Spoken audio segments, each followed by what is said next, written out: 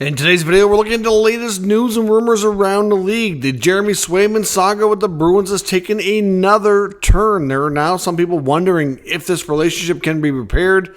Could it lead to a trade? And if so, what teams might be the initial ones we hear about as being interested? It's preliminary, but we're going to have a quick chat about that this evening, plus lots of other news around the league, including more players on waivers, more injury updates, and lots of other news out of NHL training camps coming up next.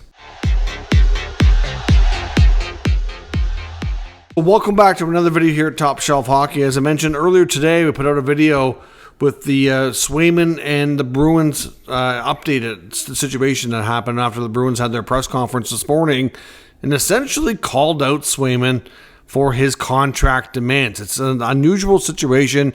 You don't normally see teams like having the full line of ownership right down through to the president and GM all doing a press conference in the middle of a training camp. It's very unusual, and you can tell that the main purpose of this was to have questions asked and to talk about Jeremy Swayman's contract stalemate.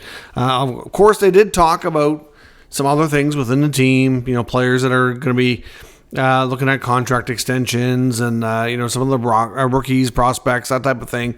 But, this was a concerted effort, in my opinion, to go public with the contract demands of Jeremy Swayman and to try to make him and his camp kind of look bad for asking for too much and trying to take the negotiations public and negotiate through the media. We hear teams and GMs all the time say they don't want to negotiate through the media, but that's basically what happened here. It doesn't matter what you think of the contract demands. If you like or you think Swayman's asking for an appropriate amount, or you think the team is offering a fair amount, it doesn't matter what side you stand on with this. At the end of the day, this is an unusual tactic, and we'll see. It'll either work out or it's going to backfire right in their face, and we're going to see how this is going to go. But besides the Swayman stuff, we did hear that they're looking at contract extensions on Captain Brad Marchand, Morgan Geekie, and Trent Frederick. They did make that known, and so they talked about some of their young players. But essentially, one thing we learned since the press conference this morning is it sounds like based on all the comments at the press conference and what the reporters had to say afterwards, the Jeremy Swayman comments that he made when he appeared on a podcast where he said, it's kind of, and I'm not quoting him here, this is just a kind of summarizing, but he essentially said that he felt it necessary to kind of help reset the goalie market. And that, this was that he took a lot of time to educate himself on the business side of hockey, in that he's learned his worth and his value. And this is not just about him. This is about other goalies coming up for contracts after him and kind of, resetting the market and kind of learning what he's worth and all that. That apparently really upset ownership. Like, they seemed really pissed by that. And I do think that you can tell by the comments from everybody that Don Sweeney might be the GM, but I've been saying this for years, as long as Don's been running that club. Cam Neely is really the one that makes the decisions. In all honesty, Don Sweeney to me is kind of a puppet. There are definitely some things I'm sure that he does on his own, but none of the big decisions are made without the involvement and the approval of Cam Neely, and to some degree ownership, but I think Neely's obviously kind of the representative of ownership in a way through the president's role. And, at the end of the day, like I said, he's going to be very much involved with these big decisions. So the rumor is that ownership not happy with Swayman's comments there. And then we hear Neely's comments saying that he's got 64 million reasons why he thinks Swayman should be playing right now, insinuating that they've offered a $64 million contract, which would lead everybody to think that that's an 8 times 8, because we know that all the reports have indicated that they'd like to sign Swayman for 8 years. They'd like to lock him up long term. He loves Boston and would like to do that too. So you kind of do the math and can kind of figure things out. So they made it sound like that was the offer, and I know the reaction, and looking at the comments on my video earlier, because all we can do is report on what's being said here, is a lot of people are saying that Swayman's asking for too much money, and that 8 times 8 is more than fair. Well, we now have a statement. This is taking another swerve here. A statement from Louis Gross, the agent for Jeremy Swayman, responding to the comments from Bruins management earlier today at their press conference. And I'll show you the snippet here of the statement. So Louis Gross' statement says that he felt the need to defend his client. At today's press conference, $64 million was referenced, and that's the first time that number has been discussed. So essentially saying that there's been no offer. It says prior to the press conference, no offer was made reaching that level. We are extremely disappointed. This was not fair to Jeremy. We will take a few days to discuss where to go from here. So, we had heard some rumors back a while ago saying that there was a major gap between the two sides and that it was going to be, they weren't even returning his calls and all that. And I think to some degree that was exaggerated. But at the same time, it's fair to say that there's a major gap. And they also said that there's definitely, the other thing they said this morning, which we talked about in the other video, was they admitted that between the asking price from Swayman's camp and what they feel are it's fair and looking at other comparable contracts, that there's a major difference. So an 8 times 8 contract, which now Gross and statement here says was never made, would make him the 5th highest paid goalie in the NHL. Now you got to remember he's never played 50 games in a season. He's been in a tandem with Linus Ullmark, great young goaltender. Still has a lot of prime years ahead of him here. But, at the same time, the argument is he's not carried the workload as a true number one. So that as much as he's got good stats, good numbers, and the Bruins definitely have confidence in him to be a number one, that he shouldn't necessarily get a long-term deal comparable to those other guys who were way more established when they get those contracts. They had a bigger workload and more success. That's essentially what the Bruins are kind of saying here. And it's hard to disagree with that. I think Jeremy Swayman is a great goaltender. Big fan of his. I think most teams would love to have him. But it is a lot of money. And I do understand the need, what he's talking about, resetting the goalie market. We've kind of been in a market for an extended time where goaltenders who are big-time important players for their clubs are not getting paid the way that they feel they should. Because at the end of the day, teams won't pay it, and you don't get the comparables that you think to keep pushing the numbers up. You're going to have the odd exception, but they haven't really risen to the extent of some of the top defensemen and forwards. But, teams kind of get a little reluctant to pay goalies at that $10 million mark. Like, look at the Carey Price contract. Not that he wasn't a good goalie, but, has that contract really worked out? Is a big chunk of it's going to be spent on long-term injury reserve. The Sergei Bobrovsky $10 million contract, it looks good now because he won a Stanley Cup. But when it was first signed, the first couple of years of that looked brutal. And that impacted the goalie market in a negative way. So I kind of see both sides here. And I can understand what Jeremy's trying to do. And I know Louis Gross has a reputation for really dragging things out. Like I said, if you take a look at the other players he's represented during his time as an NHL agent, it's not new or unusual at all to have players miss training camp or to even miss part of the season. This is just the way it goes. Obviously he represented Johnny Gaudreau. Johnny Gaudreau had a situation like that with Calgary where, it drug on an extra long period of time. And, obviously with Johnny's recent passing, he definitely took some time to be able to, attend everything and deal with the grief and everything. So, I think there was probably a period of time there where the negotiations were kind of put on hold because of that. That's definitely fair to say. We've seen Louis Gross also represent Willie Nylander. And look at not his last contract, but the one that just expired for Nylander where he was on December 1st, like 5 minutes before the deadline, or I don't even know if it was 5 minutes.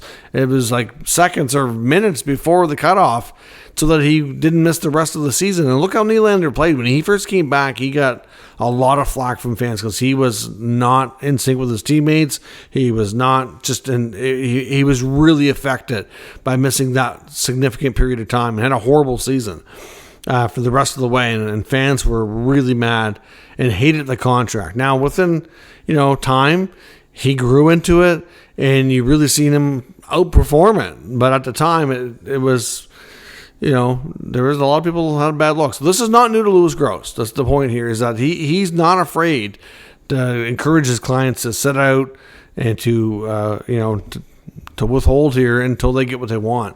So at the end of the day, how far is this going to go? It's difficult to say, but you have to think between going to salary arbitration last year and now this nasty negotiation through the media that went tick for tat today on both sides. You have to think this relationship is damaged, and very much so. I think it was already damaged, and I think Jeremy went into the negotiation this year thinking this isn't going to happen. They could have opted for arbitration. They did not, because he was hoping to get a long-term deal done, and they're trying to avoid that arbitration process to do an 8-year deal, and neither team went that road, and now here we are. I mean, there's already reporters online. Nobody is saying that Swayman's asked for a trade or he wants out. That's not the point of the trade discussion, a part of this. But there are reporters wondering if it's going to lead to that now. I seen a post from Bruins reporter Jimmy Murphy earlier saying, would you do a trade to the Ducks for Trevor Zegras?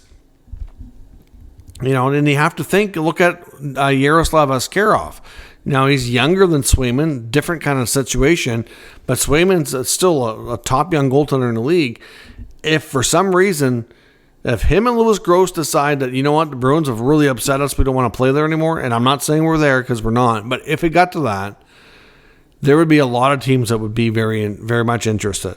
And look at the teams that were close, but not quite there when the Askarov situation went down. You look at Toronto was involved. Montreal was very much involved. The Avalanche were involved. You have to think that to the Ducks for Zegras maybe does make sense. They'd have to find a way to get rid of John Gibson. Now Gibson's going to be recovering from an appendectomy for a while, so he wouldn't be able to be traded for a while.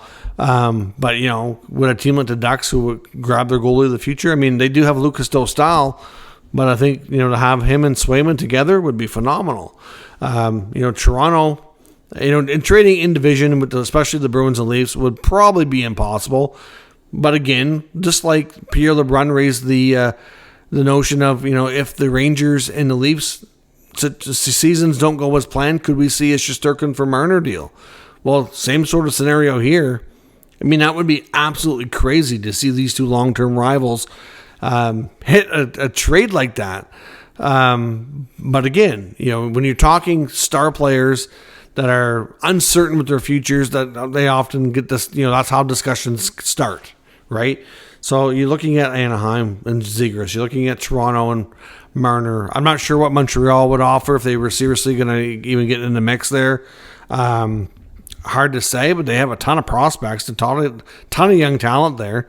What the offer could be, I don't know, but they could certainly make an intriguing pitch, no doubt. I think of Utah, a team that's new to the NHL, making a big splash.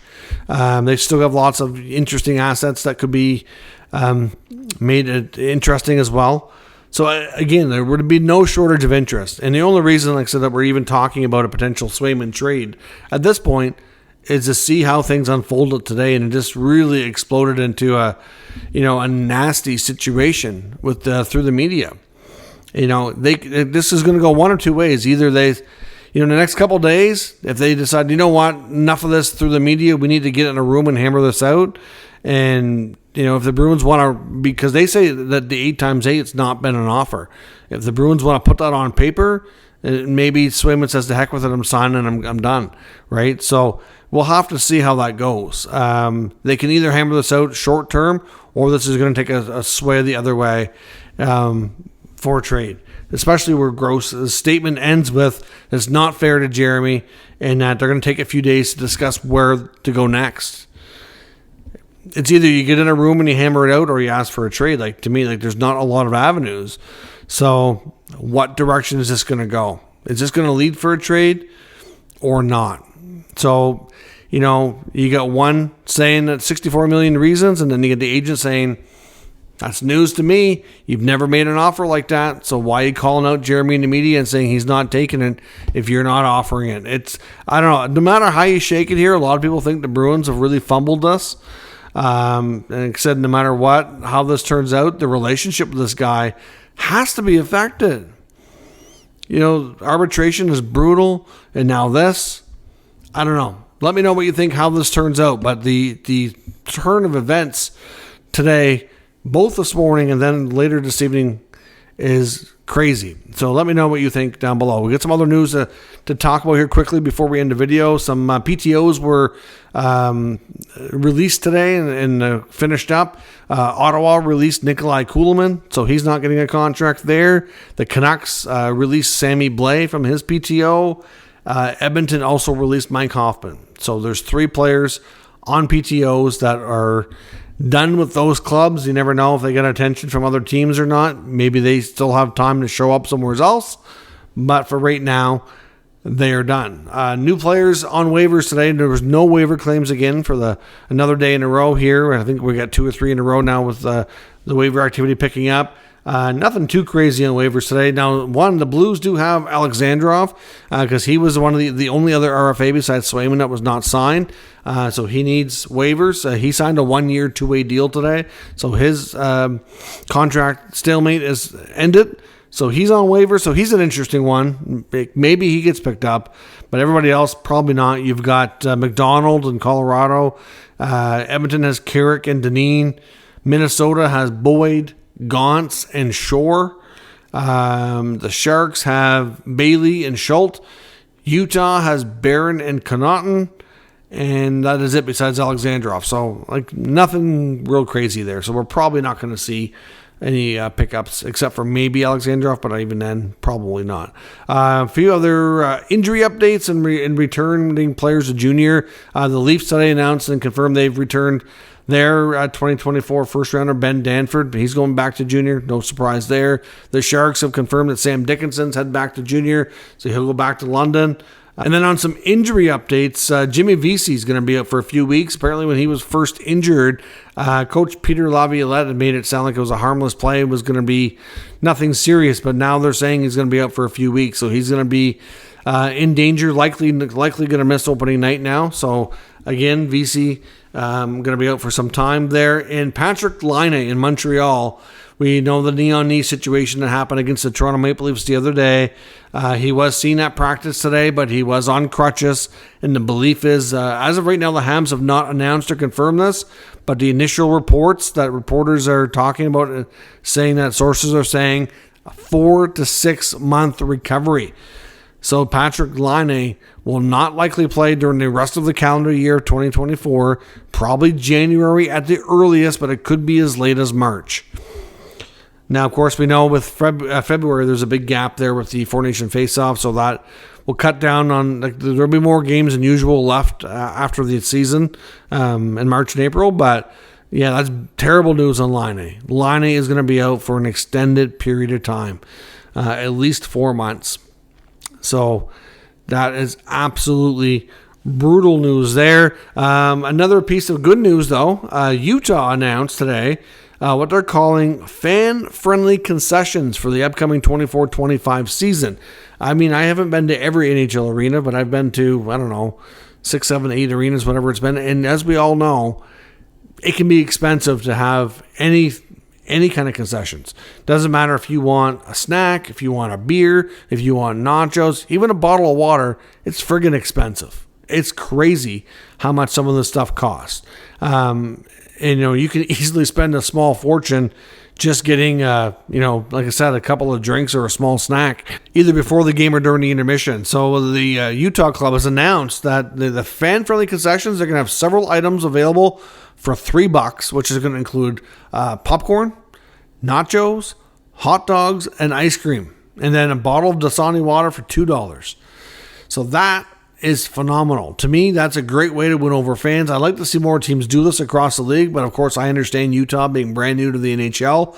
They're trying to, do everything they can to encourage fans to come out. We know their season ticket sales are really high. I expect them to have full buildings all or most nights, but they are certainly going above and beyond on how to treat their new fans and customers there at the Delta Center. So that's, to me, great news, and I'd like to see more teams run promotions like that to help. Considering how expensive tickets are, it can be quite an ordeal to go to a game, especially if you're, whether you're going as a couple or a family, if you want to bring kids, trying to be a family of 3 or 4, to spend that kind of money on tickets and then to get everybody like snacks during the intermission, it can be quite costly. So it's nice to see this type of promotion. So at the end of the day here, the big news is Jeremy Swayman, the hit back from his agent, Louis Gross, and how is this going to go, and could things get ugly enough to lead to a trade is the big discussion. And Patrick Laine